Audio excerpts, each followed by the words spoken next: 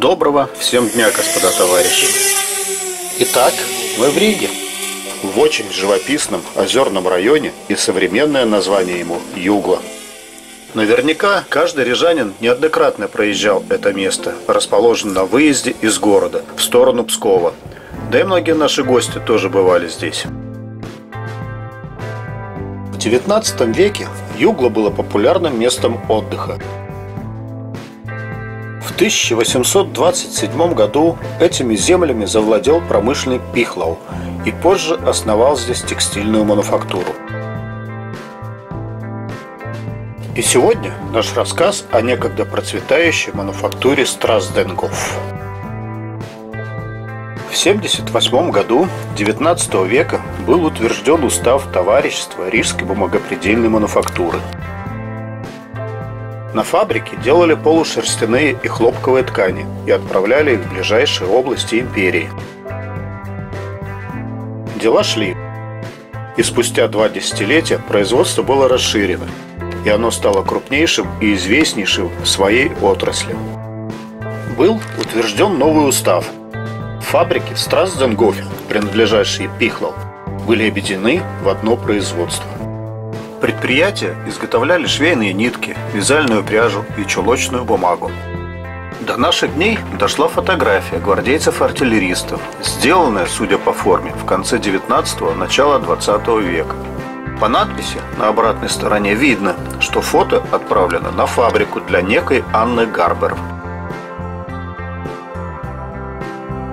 Первая мировая война и последующие после нее исторические события внесла свои коррективы в дальнейшую судьбу предприятия.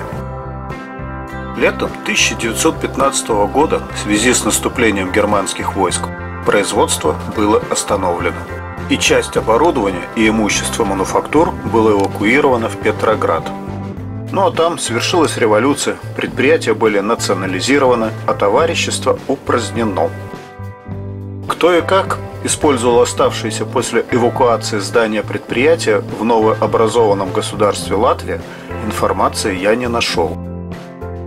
Но видно, что мануфактура серьезно пострадала в результате обстрела в 19 году.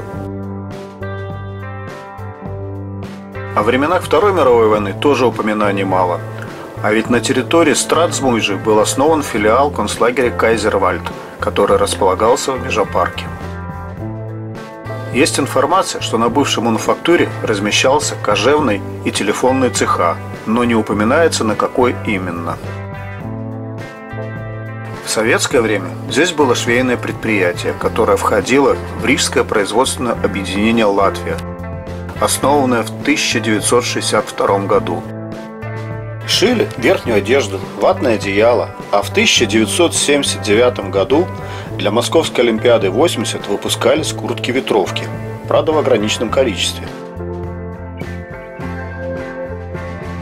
После развала СССР предприятие просуществовало под разными вывесками до февраля 2011 года. Как ни странно, о советском периоде тоже мало что есть в интернете. Хотелось бы узнать побольше информации от людей, которые там работали. Если есть любая информация, делитесь ею в комментариях. В наше время на территории бывшей мануфактуры происходит какая-то жизнь, и, скорее всего, помещение используют различные арендаторы. Вот такая получилась история успеха и падения по-латвийски. Ну, как-то так. Подписывайтесь на мой канал. Всем удачи. Пока-пока.